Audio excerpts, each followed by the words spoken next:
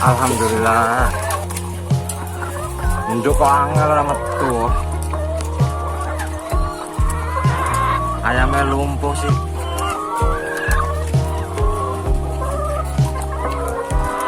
Ayam bisa apa siaran ini kok bisa ngene kuwi.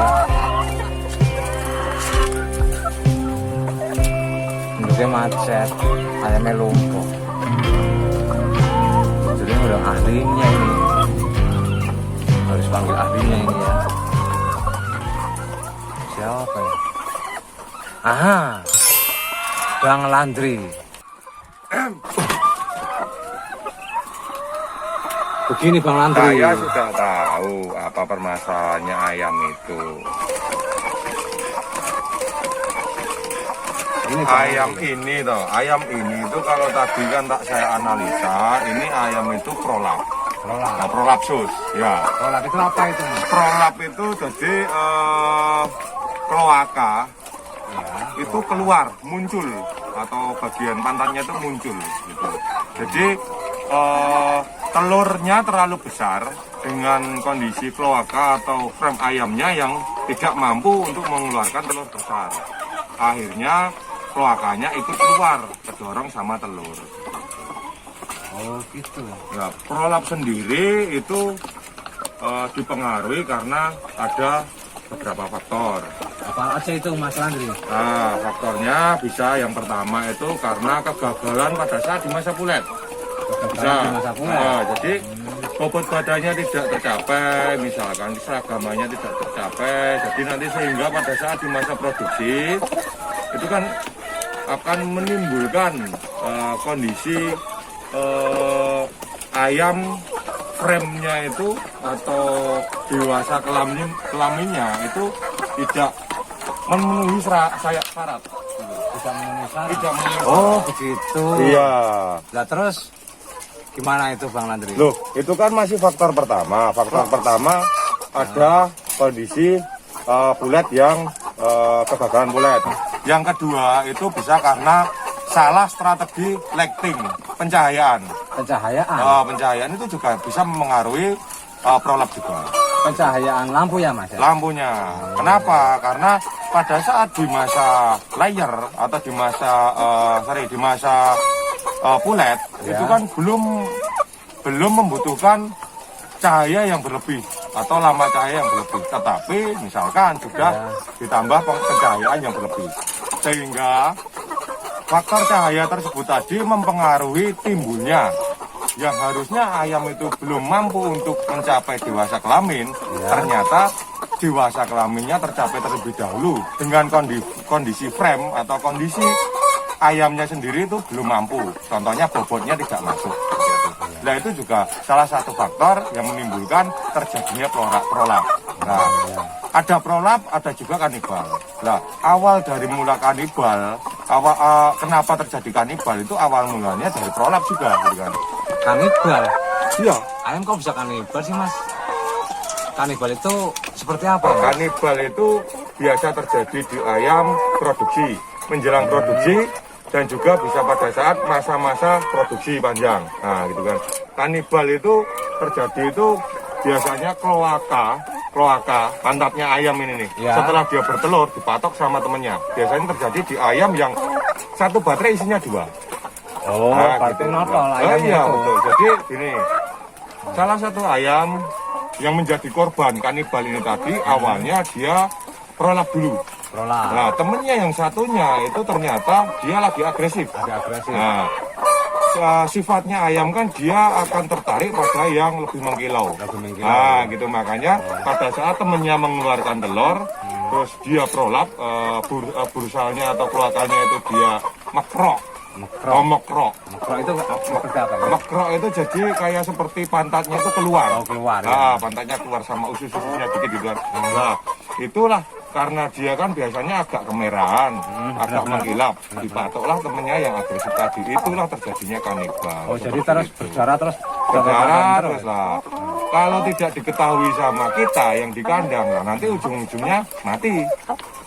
Bisa kehabisan darah, bisa sampai ususnya keluar. Oh iya Mas, di tempat saya sini juga pernah sampai itu loh susah keluar. Iya betul. Lah itulah kanibal yang dinamakan kanibal itu adalah itu. Jadi kan banyak peternak biasanya kan salah persepsi itu kan kanibal karena apa namanya isinya 2 saja itu enggak. Ada penyebab salah satu faktornya kan gitu kan. Itu bisa terjadi tidak hanya di ayam petelur saja. Loh. Iya. Ayam apa aja itu Mas Andri? Bisa terjadi di ayam DOC, bisa terjadi di ayam broiler gitu kan. Kok bisa DOC? Nah, DOC kan tidak bertelur. Nah, gini jadi kenapa kok terjadi kanibal itu di DOC itu juga bisa terjadi kanibal karena Ya. kekurangan cairan. Jadi ayamnya dehidrasi itu juga bisa. Oh, bisa dehidrasi. Cuma kalau di DOC itu kanibalnya itu karakternya beda. Biasanya yang dipatok itu jengger, karena jengger ayam DOC biasanya kan lebih terlihat, lebih mengkilap. Oh, begitu. Ternyata DOC juga bisa kanibal ya Mas? Bisa. Peternak itu kan harus lebih jeli, ngerti kondisi gitu kan. Makanya biar tidak salah persepsi itu harus sering koordinasi, diskusi dengan tim PPL gitu kan. Pasti kan ada tim PPL-nya. Nah berarti kan sekarang sudah ngerti kan apa tadi prolap, apa tadi kanibal kan gitu kan. Nah efeknya apa kan gitu kan.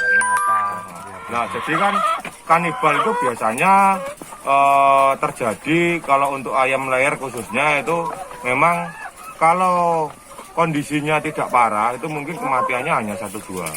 Iya. Karena biasanya yang kanibal itu yang terjadi pada kondisi ayam yang bobotnya kurang.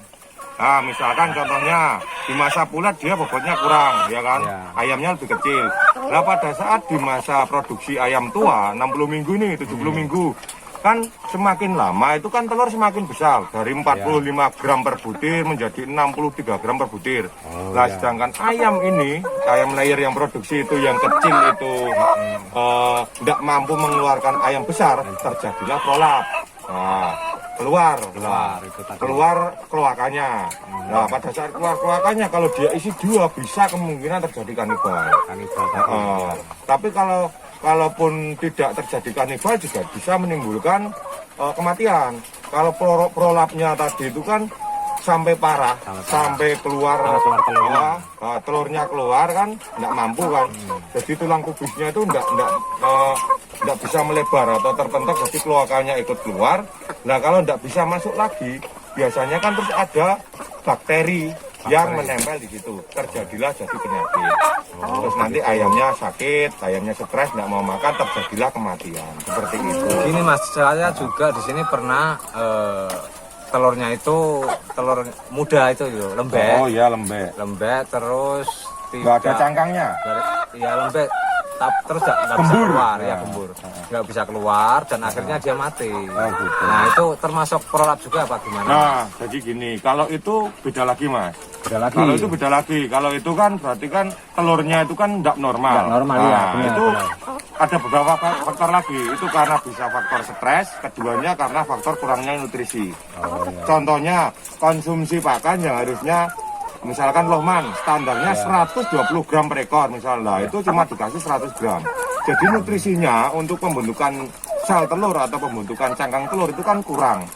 Nah itulah yang menyebabkan jadinya telur itu keluarnya tidak normal. Nah tidak bisa keluar, akhirnya tersumbat. Gitu. Begitu ya Mas. Begitu betul. Nah terus untuk solusinya untuk prolap ini berarti gimana ini Bang Andri?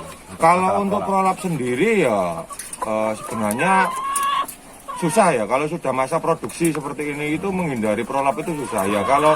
Kalau ngerti ada yang prolap ya diusahakan dia dipisahkan biar tidak jadi satu. Misalkan satu baterai satu saja. Pertama kalau ngerti ada yang prolap, yang kanibal seperti itu. Kemudian kalau ngerti dia prolap itu segera dibantu misalkan dioleskan seperti antisep. Nah gitu. Jadi biar enggak timbul menjadi bakteri. Oh, jadi sudah paham ya apa tadi prolap, apa tadi kanibal, apa tadi telur tidak normal. Gitu. Oh iya paham, saya Bang. Terima kasih atas sama-sama. Bang Andri. Iya sama-sama. Semoga sehat selalu. Amin. Ya berarti Cukup ya, saya mohon pamit mau masih kunjungan ke kandang-kandang yang lain. Oke, terima kasih. Ya. Oke, Bang Ade. Oke. Assalamualaikum.